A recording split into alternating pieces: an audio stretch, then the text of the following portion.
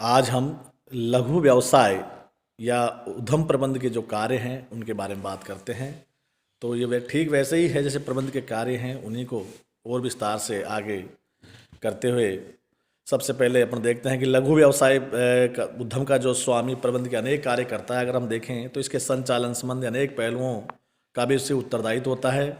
इसके लिए कर्मचारियों को वो नियोजित भी करता है, उन्हें आदेश देता है, सामग्री क्रय करता है, बैंकों से ऋण लेता है, ग्राहकों के साथ जो व्यवहार करता है, कभी उनके साथ जो पार्टी का आयोजन भी करता है। इस प्रकार अनेक जो कार्य करता है। तो इस प्रकार हम जो लघु व्यवसाय प्रबंध के कार्य हैं उनको हम दो भागों में बांट लें। तो पहला है मुख्य कार्य यानी मेन फंक्शंस, दूसरे है गत्यात्मक की बात करें तो सर्वप्रथम हम मुख्य कार्यों को देखें तो इसमें सबसे पहला जो कार्य है प्लानिंग करना है या संगठन निर्देशन या निर्णय लेने वाली बात है, नियुक्तिकरण की बात है, स्टाफिंग की बात, डायरेक्शन की बात है, कंट्रोलिंग वाली बात है।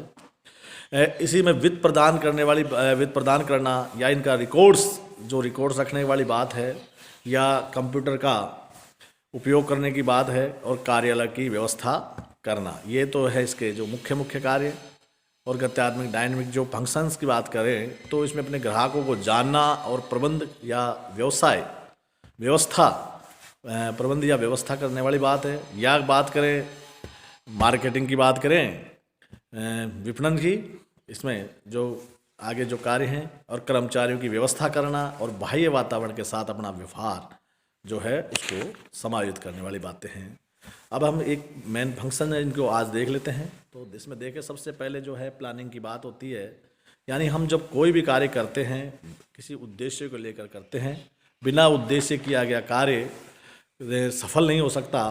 तो यूँ कहें कि व्यवसाय में चाहे लघु स्तरीय उद्यम हो चाहे वृहद स्तरीय उद्यम हो, प्रत्येक स्वामी को प्रबंध के अनेक जो कार्य हैं वो करने पड़ते हैं। सर्वप्रथम जो है संगठन नियोजन करना पड़ेगा, उसके बाद संगठन है, निर्देशन है, नियुक्तिकरण है और नियंत्रण आदि तो करने ही होते हैं। इनके साथ साथ क्यों न कुछ भी संभव नहीं है, किंतु इस प्रकार कार्यों की जो प्रकृति एवं उनके कार्यों को कैसे किया जाए लघु व्यवसाय से भिन्न है, क्योंकि लघु व्यवसाय का उपलब्ध संसाधन बहुत ही सीमित है। अब इसके जो पहला कार्य है प्लानिंग की बात करते हैं, नियोजन की, तो कल के कार्य का आज निर्णय करना ही नियोजन है। यानी यूँ कहेंगे कल क्या करना है या किसी उद्देश्य को प्राप्त करने के लिए हमें प्लानिंग करनी पड़ती है। यानी किसी कक्षा में हम अगर बीकॉम पार्ट फर्स्ट में हमने एडमिशन ले लिया तो हमारा उद्देश्य है कि अच्छे अंक से पास होना। अगर हम एडमिशन ले लिया और कोई उद्देश्य नहीं है, ठीक आए और चले गए, तो ऐसी स्थिति में जो यहाँ कोई इसका सार्थक परिणाम नहीं निकलेगा। तो इसमें यूँ कहें कि लघु व्यवसाय के स्वामी को भविष्य में क्या करना है, कैसे करना है, कब करना है, क्यों करना है, किन साधनों के उपयोग से कार्य करना है आदि का पूर्व निर्धारण करना ही नियोजन है। यानी कब, क्या, कैसे, किन साधनों के माध्यम से करना है, इन सभी को जो पूर्व निर्धारण करना ही प्लानिंग को कार्य कहलाता है। तो विलियम ग्लुक ने कहा है कि नियोजन प्रबंधकीय क्रियाओं का एक ऐसा समूह या ढांचा है जिसमें निर्माण उपक्रम या उद्यम की जो भविष्य के लिए तैयार करने एवं सुनिश्चित करने के लिए किया जाता है कि व्यक्तियों एवं संसाधनों का उपयोग से संबंधित निर्णय उपक्रम के उद्देश्यों की भांति की प्राप्ति में योगदान दे सके। यानी विद्वान ने जो कहा है कि नियोजन प्रबंध की क्रियाओं का एक ऐसा समूह है या ढांचा है जो उनके जो भविष्य में जो लक्ष्य या उद्देश्य हैं उनको प्राप्त किया जा सके। ऐसे ही बात करें तो इसमें सबसे पहले वही है कि नियोजन में कि उद्देश्यों का निर्धारण करना है, व्यवसाय जो वातावरण में ध्यान रखते हुए जो उद्देश्यों को पूरा करना और स्थान का विकास करने की बात है। अपने लक्ष्यों और उद्देश्यों की प्राप्ति के लिए कार्यविधि में सचेत निर्धारण करना है, आवश्यक क्रियाओं की पहल करना और योजना को कार्य को किया जा सके, नियोजन के परिणामों का मूल्यांकन करना आदि सभी जो है इस प्लानिंग के अंतर्गत समाहित है। इसके बाद देखते हैं जो अगला कार्य है वो है संगठन की बात करें। संगठन से आशय कि लघु व्यवसाय प्रबंध का जो मुख्य कार्य संगठन करना भी है। यानी जो कहें कि दूसरा कार्य जो प्रबंध का है ये वांछित उद्देश्यों की पूर्ति के लिए आवश्यक जो सामग्री है, मनुष्य है, सामग्री है, साज सज्जा है, कार्यस्थल जो पैलेस है, यानी अन्य जो उपकरण हैं का सहयोग एवं समन्वय युक्त सहयोग स्थापित करता है। यानी यूँ कहें कि संगठन एक ऐसी प्रबंधकीय प्रक्रिया है जो आवश्यक कार्य एवं क्रियाओं का निर्धारण करती है, व्यक्तियों के माध्यम से उनको विभाजित करती है, उन्हें अधिकारों का प्रत्यायोजन करती है। अधिकारों का प्रत्यायोजन से आशय है कि एक व्यक्ति समग्र कार्य नहीं कर सकता तो अपने कार्यों को अपने अधीनस्थों में या अन्य लोगों में बांटकर उस कार्य को पूरा करवाता है, तो इसी को प्रत्यायोजन को कहा गया है। प्रत्यायोजन में सारी जिम्मेदारी उसी की रहती है। ऐसा नहीं है कि व्यक्ति उससे कहीं निजात मिल जाए। तो अपने उद्देश्यों को प्राप्त करने के लिए संगठन यानी मानवीय जो पहलू हैं उनका भी बहुत योगदान रहता है। उन्हें जो समूह में कार्यों को क्रियान्वयन में विभाजन करना और क्रियाओं का व्यक्तिगत कार्यों के संबंध में स्थापित करना और प्रबंध के अधिकारों की स्थापना करना, व्यवसाय संगठन ढांचे की स्थापना करना ताकि प्रत्येक कर्मचारी बड़ी भूमिका का निर्वाह कर सके एवं अंतर संबंध बना रहे। कर्मचारियों को भिन्न भिन्न कार्य करने का प्रशिक्षण देना ताकि कई प्रकार के जो कार्यों का निष्पादन किया जा सके। अधिकारों का प्रत्यायोजन करना आदि इस संगठन में समाहित है। ऐसे ही बात करें निर्णय लेने वाली बात है, डिसीजन मेकिंग की बात करें तो निर्णय का अर्थ है किसी निष्कर्ष पर पहुंचने की बात है। तो हम यूँ कहें कि संक्षेप करने अथवा किसी बात को अपने मस्तिष्क में निश्चित करने से है कि यह एक ऐसी प्रक्रिया है जिसके द्वारा किसी वांछित परिणाम की प्राप्ति हेतु सजगता पूर्वक सर्वोत्तम मार्ग का चुनाव करना है। यानी यूँ कहें कि कम से कम लागत पर अधिक उत्पादन करना या यो उद्देश्यों को प्राप्त करना, ये निर्णय के अंदर समाहित। निर्णय किसी एक व्यक्ति के मस्तिष्क में विचार अथवा क्रिया के क्रम को निश्चित करने की एक क्रिया है। इसकी जो अवस्थाएं, निर्णय लेने के अवसरों का पता लगाना, कार्य करने के संभावित जो विकल्प का पता लगाना या इन विकल्पों में से किसी एक विकल्प का चयन करना आदि बातें इसमें समाहित है। यानी निर्णय लेने का मतलब यही है कि किसी भी कार्य को अपने मन मस्तिष्क में उसे जो परिणामों को प्राप्त करने के लिए एक अच्छा। आगे बात करें स्टाफिंग की बात करें, नियुक्तिकरण की बात करें तो पद एवं व्यक्ति में सामंजस्य स्थापित करने की क्रिया को नियुक्तिकरण कहते हैं। यानी किसी ही स्थान पर यानी भर्ती और चयन की अगर बात करें तो कोई वो नहीं है। इसमें संभावित पदों का कहीं भी जहां मानवीय आवश्यकताओं की पूर्ति के लिए कहीं स्थानांतरण हो जाए, कहीं पदोन्नति हो जाए, कहीं पदोन्नति हो जाए, ऐसी स्थिति में वहां उस संस्था में भर्ती की जाती है। यानी लघु व्यवसाय जो उद्यम है उसमें व्यक्तियों की जो पद के अनुसार जिस कार्य के लिए जो व्यक्ति उपयुक्त है उसके उस पद पर नियुक्ति करना ही ये स्टाफिंग कहलाती है। यानी यूँ कहें कि एक प्रक्रिया है जिसमें सही व्यक्ति को सही पद पर नियुक्त किया जाता है, या यूँ कहें कि नियुक्तिकरण एक मानव संसाधन प्रबंध की एक प्रक्रिया है जो योग्य कर्मचारियों का चयन किया जाता है, विकसित किया जाता है और उन्हें पुरस्कार दिया जाता है ताकि उद्यम उद्देश्यों को प्राप्त किया जा सके। यानी यूँ कहें कि व्यक्ति को उसके कार्य का जो करने का जो परिणाम है उसको उत्कृष्ट परिणाम के प्रति उसे पुरस्कार, और अगर खराब है तो उसके प्रति उसे दंड वाली स्थिति में। इसमें कर्मचारियों की भर्ती करने की बात है तो भर्ती से आशय संगठन या फर्म के लिए योग्य व्यक्ति की खोज करने, उन्हें रिक्त पदों पर की जानकारी देने, उन्हें रिक्त पदों के लिए आवेदन करने और को प्रोत्साहित करने की एक प्रक्रिया है। भर्ती से हम देखें कि भर्ती के ज़्यादा गहराई में न जाके कि भर्ती का से आशय भावी कर्मचारियों को खोजना, उन्हें संगठित रिक्त पदों के जो जॉब्स के लिए आवेदन करने की प्रोत्साहित करने की एक प्रक्रिया है। चयन है जो एक ऐसी प्रक्रिया है जिसके माध्यम से संस्था में रिक्त पदों की पूर्ति की जाती है, या संगठन या फर्म के रिक्त पदों को भरने के लिए अनेक आवेदन प्राप्त होते हैं। प्राप्त आवेदनों में से जिन आवेदनों की योग्यता, अनुभव आदि विशिष्टता के अनुरूप होती है उनका चयन कर लिया जाता है, और जिनका जो योग्य नहीं होते उन्हें नकार दिया जाता है। प्रशिक्षण की बात करें, जिन व्यक्तियों का भर्ती और चयन के माध्यम से प्रशिक्षण वो हो जाता है तो उन्हें कार्य पर जाने से पूर्व प्रशिक्षण दिया जाता है। तो ये एक प्रशिक्षण एक ऐसी प्रक्रिया है जो किसी विशिष्ट कार्य को करने के लिए व्यक्ति की जो योग्यता है, निपुणता है, कौशलता में वृद्धि की जाती है। यानी एक प्रशिक्षण के माध्यम से उसे उस कार्य के प्रति एक धार देने वाली बात है। कार्य निष्पादन की बात करें, जो परफॉर्मेंस की बात करें, इवोल्यूशन की निष्पादन मूल्यांकन का अर्थ एक ऐसी विधि से है जिसमें यह पता लगाना है कि व्यक्ति क्या करता है। इसके निष्पादन के परिणामों का मूल्यांकन किया जाता है। कर्मचारी की योग्यता से प्राप्त कार्य परिणामों का मूल्यांकन किया जाता है।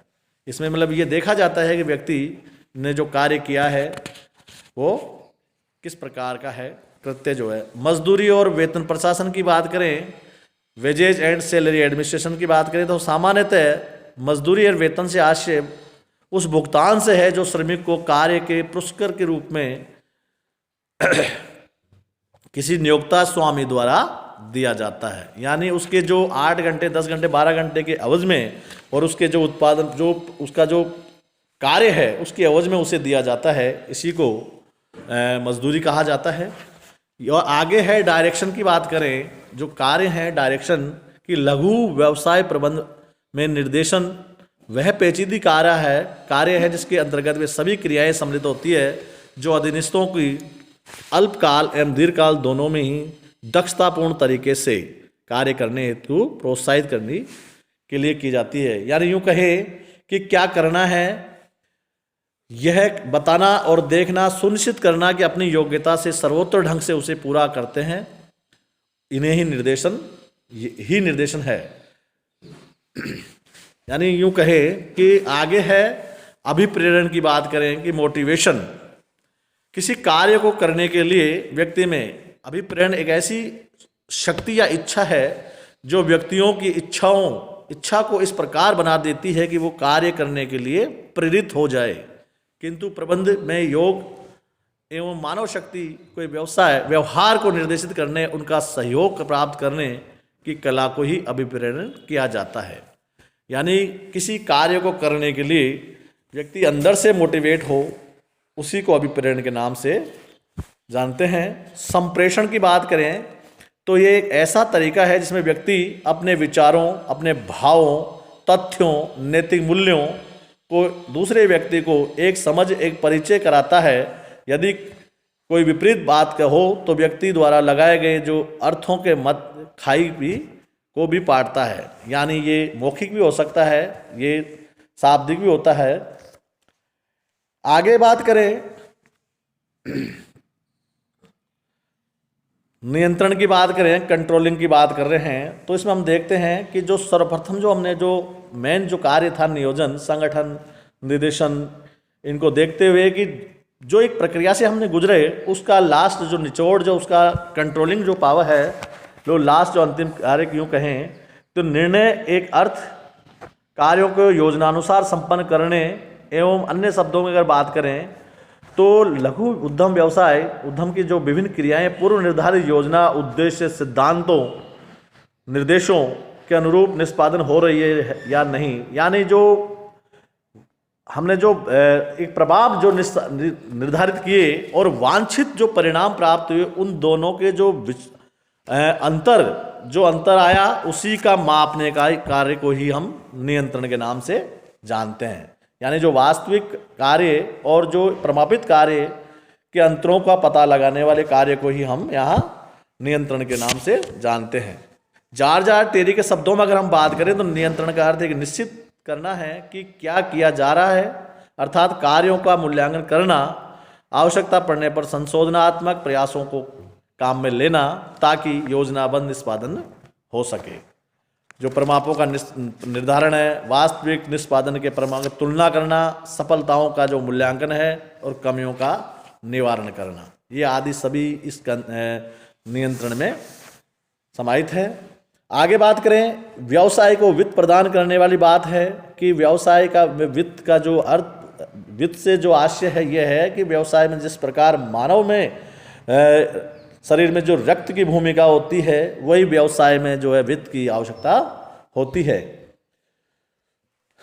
इसलिए वित्त जो है मुद्रा है, पूंजी, ऋण प्राप्ति से है ताकि जो व्यावसायिक उद्देश्यों को प्राप्त किया जा सके। जो व्यवसाय के जो उद्देश्य यानी लाभ कमाना है, जो इन्वेस्ट करना है, उत्पादन करना है, उनके जो मांग पूर्ति को पूरा करते हुए इसमें हम देखेंगे कि जो व्यवसाय की जो बात कर रहे हैं कि एक ऐसी प्रक्रिया है जो कि वांछित पूंजी सही पूर्वानुमान करके सही समय पर पर्याप्त पूंजी जुटाने और उपलब्ध पूंजी का सही उपयोग करने से संबंध रखती है ताकि उद्देश्यों को भली भांति पूरा किया जा सके।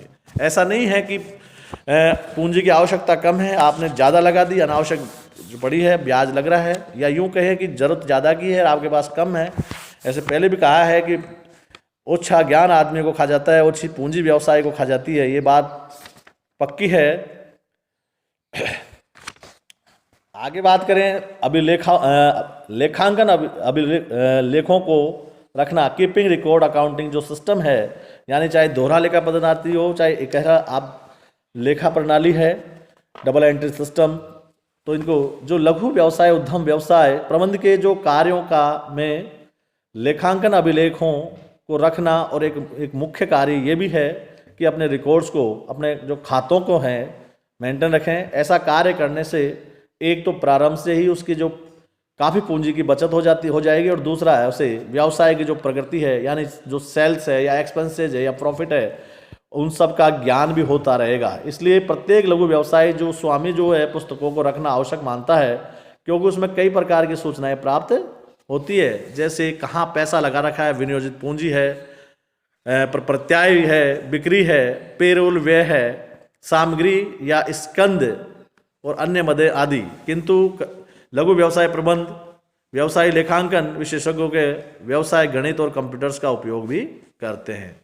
इसमें देखते हैं कि बैलेंस शीट बनाना है, आय व्यय इनकम स्टेटमेंट है, रोकड़ प्रवाह विवरण है यानी कैश फ्लो स्टेटमेंट है, रोकड़ प्रबंध पद्धति है, कैश जो मैनेजमेंट सिस्टम या यूँ कहें सेल्स एनालिसिस की बात करते हैं, जिसमें एक विक्रय विश्लेषण में कुल बिक्री की जो विशिष्ट श्रेणियों को इंगित करता है, यानी उत्पादन रेखा, विक्रय व्यक्ति, बाजार के क्षेत्र आदि, इसमें शक्तियों और कमजोरियों की जानकारी हो जाती है।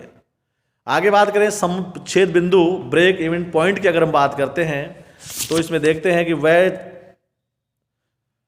वह बिंदु जिस पर लागत और आगम समान होती है, यानी ना प्रॉफिट होता है ना लॉस होता है, ऐसी स्थिति को ब्रेक इवन पॉइंट के नाम से जानते हैं।